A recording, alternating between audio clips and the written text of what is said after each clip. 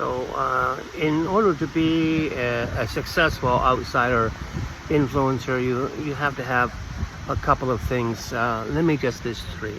Number one thing, and you think, the religious communities have claimed this term, but it's really unfair, because the number one thing you've got to have to be an outsider is you have to have faith.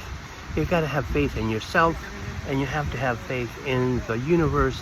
You've got to have faith that things are going to work out for you, and that's something a lot of people, they can talk about it all day long, but unless you put it into practice, it's just bull, bull, bull, bull, bull.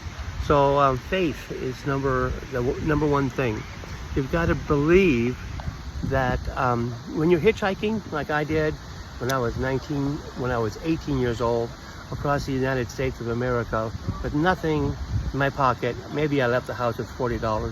When you're hitchhiking, you don't need that much money, because you end up, I had a tent and I had a sleeping bag, and you're trusting that people are going to pick you up and give you rides. And then also, sometimes people give you jobs, and sometimes people give you a couch to sleep on. So it's an incredible journey. Too bad those days are pretty much over. But I mean, they're over if you let them be. That was 1980, believe it or not. Okay, so number one thing is you got to have faith.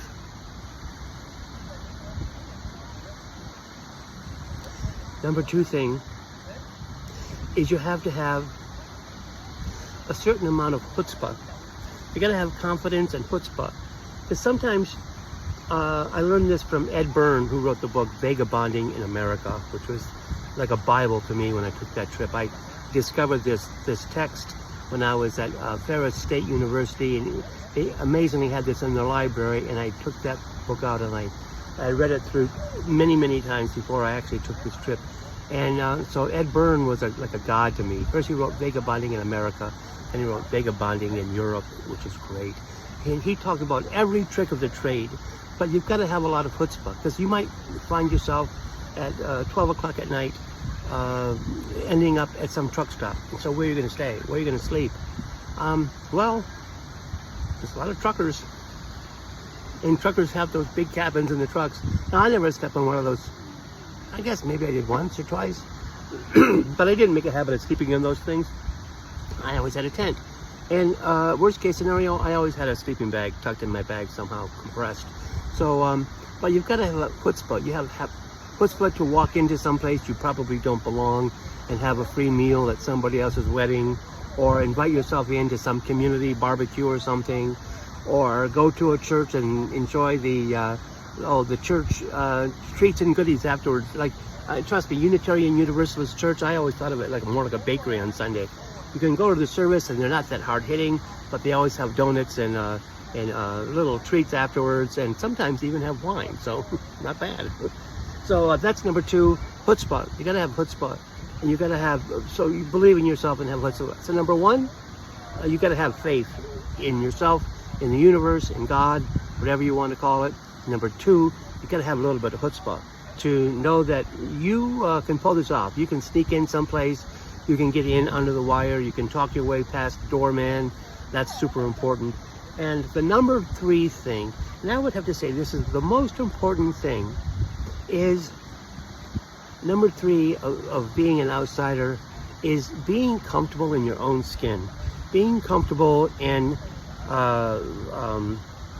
putting 2 feet on the ground and saying, you know what, I'm okay just as I am. I don't need anybody's help. I'm not looking for a handout. I'm okay. I'm fine being hungry for a couple of days even. And I can work, or I can pull some cash together, or get a job, or somebody will give me cash at some point, because I'm just, starting to look kind of emaciated. Or I remember when I was halfway through my trip, and I was in Eureka, California or someplace, and I was completely exhausted. And hitchhiking, this was when I was 18, and I could not get a ride. And these people in a little Mexican restaurant, I had like $3.50 left.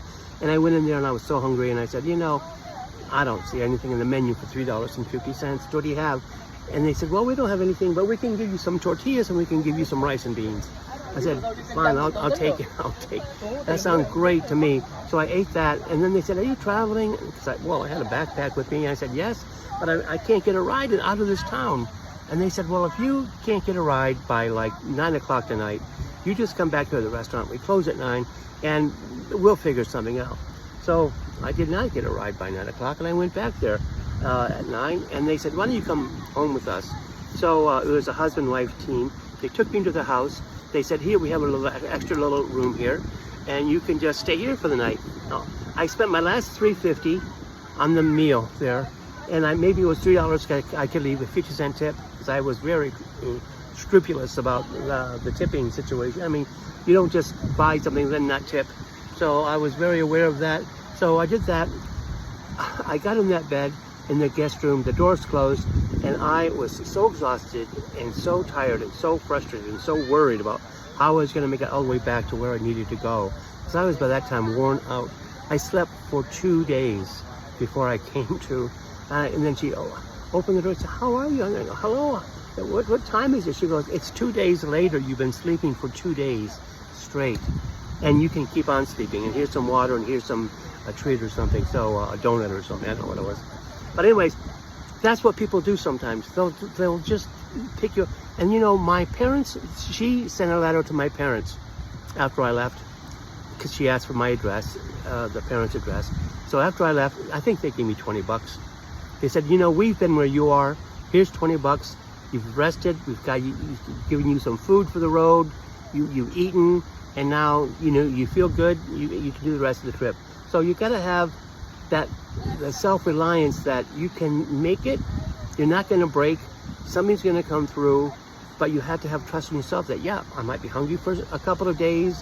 I might be exhausted, but I can always just sleep in my sleeping bag in the forest someplace. But the thing is, faith and ingenuity, and then trust in yourself. Those are the important things. Those are the factors that can get you through. And a lot of people think it's easy. It's not. It's a harder choice to make, to be an outsider. But the payoff is that you don't feel trapped in a little box someplace, working in a cubicle, doing something that you hate doing, at a job that's going to go on and on for the rest of your life, or the next 40 years of your life, or 50 or 60 years of your life. So that was untenable for me, and that's why I chose this alternative life, which was a very beautiful life, and it was a life filled without compromise. So that's the best part about that. So stick tuned for episode number 3. It's coming up next. Thanks, and subscribe.